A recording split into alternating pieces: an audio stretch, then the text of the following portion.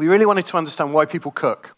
What constitutes a meal for different types of families and living arrangements? What do meal times look like?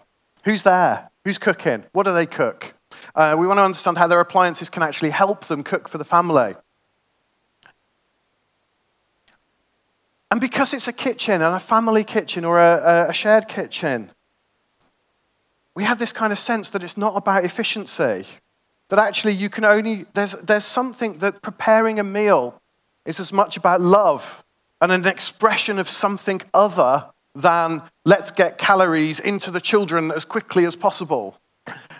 That does happen sometimes as someone with kids, but not always.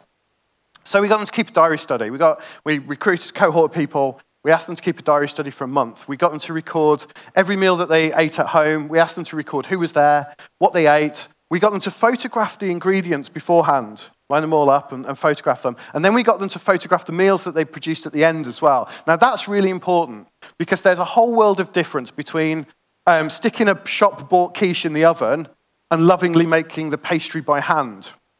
And so we wanted to understand the difference between those kind of things. We interviewed them at the beginning, we interviewed them at the end, and we asked them to tell us how they chose their meals, and we examined their feelings around food and cooking and family, which gave us some really interesting longitudinal data about family meals.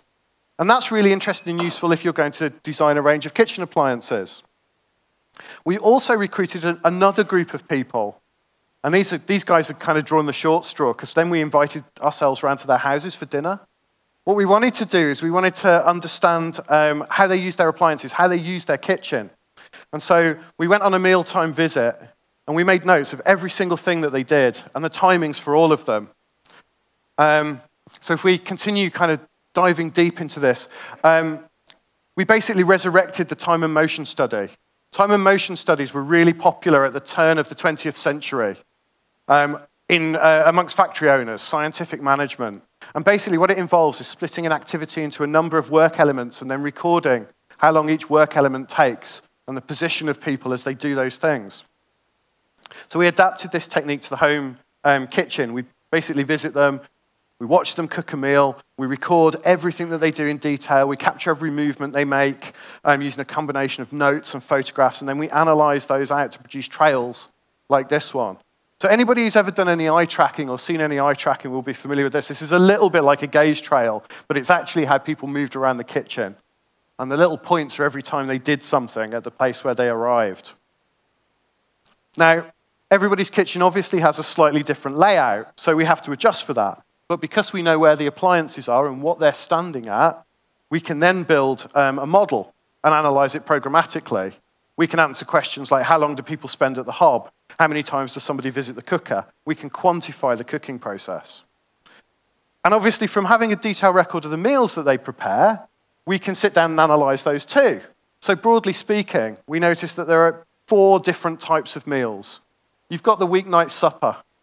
Right? You get in, home from work, or the family gets in. You want to get something on the table in a reasonable amount of time without too much tension. You're probably doing other things. The kids are doing homework, or you're having a chat with your partner about their day at work, all of those kind of things. You've got weekend specials, so there's a bit more time at the weekend.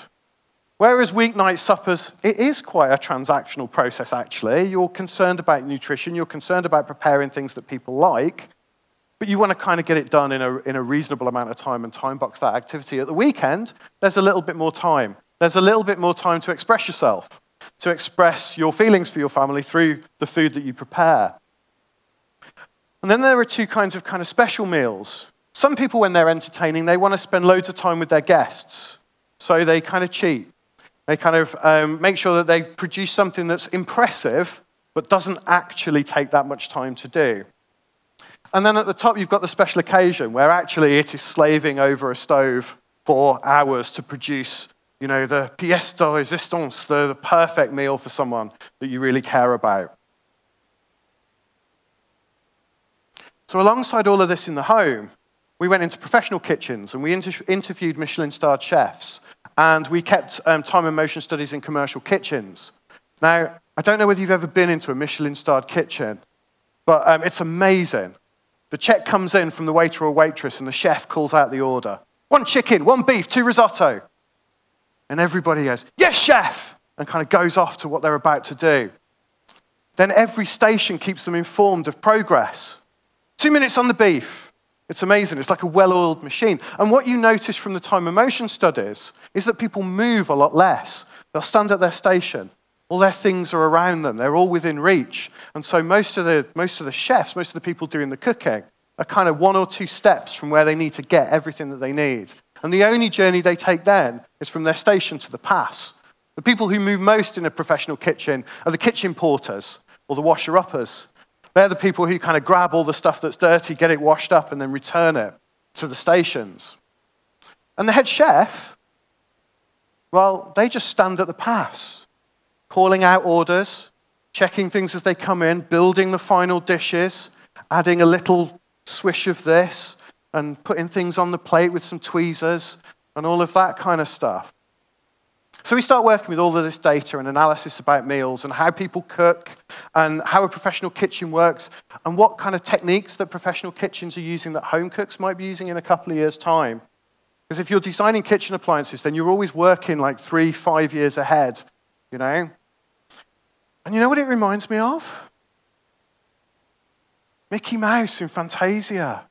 You know, the Sorcerer's Apprentice?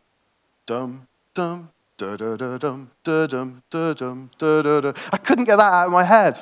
I'd be standing in the shower or doing something, and I'd keep hearing this da-da-da-da-da-da-da-da-da-da-da. And because that's what a brigade's like for a head chef. He's standing there orchestrating the preparation of food. Now, this whole Fantasia thing comes together with something that we spot about the cooker hood. Or if you think about your cooker hood, if you've got one, it sits above your hob. And it's got the perfect vantage point across your kitchen. It sees everything that's going on, or it would do. You know, at the moment, it sits there kind of sucking up hot air and moisture and cooking smells. But it could do so much more. It has a perfect view down over the hobs, first of all. And then a perfect view out over the kitchen as a space as well. So we started wondering, what if we could link all of these kitchen appliances together? What if these smart appliances, rather than, well, as well as being connected to the internet, actually talk to each other, actually work like that brigade to help you prepare a meal? And the cooker hood would be the master. That would be like the equivalent of the head chef, the one where all the intelligence sat. Imagine if you could control the hob using a gesture. You know, I point to the ring, I tell it how much I want. Imagine then that the hood above the hob can watch that pan. So as soon as that pan reaches a nice rolling boil, it can keep it there.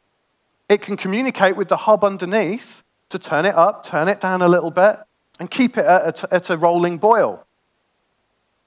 The hood above can monitor all of that. And it opens up another possibility. If you're into your food, you probably know about sous vide cooking, right? It's cooking in a water bath. But for sous vide cooking, you need to maintain the temperature of the water. And if you think about that relationship all of a sudden between hob and hood, you've got the possibility to be able to do sous vide cooking in just a pan of water. And so you can start seeing this whole Fantasia concept coming together. The smartest device in the kitchen is the hood. It's packed with temperature sensors, a full motion control kit, voice control. Mickey Mouse, eat your heart out. And then we take that to prototype, and actually all this technology already exists. You know, the motion sensors, the motion control, the voice control, all of that kind of exists. So that moves us on to the next stage. We start looking at the digital services to support it. So this is a picture of the kitchen choreographer. That basically lives inside the app for the appliance range. And so you choose a recipe, or tell it about a recipe, and it knows when things need to happen. So you imagine you're cooking your roast chicken for your Sunday lunch. You choose a roast chicken recipe. The app starts the oven preheating. It tells you you need to go and grab a lemon from the side and some thyme. Go and cut some thyme from the garden and then ram that up the chicken's cavity. Tells you when the oven is preheated. Tells you when to put it in. It tells you to prep the vegetables and stand the vegetables in the steamer.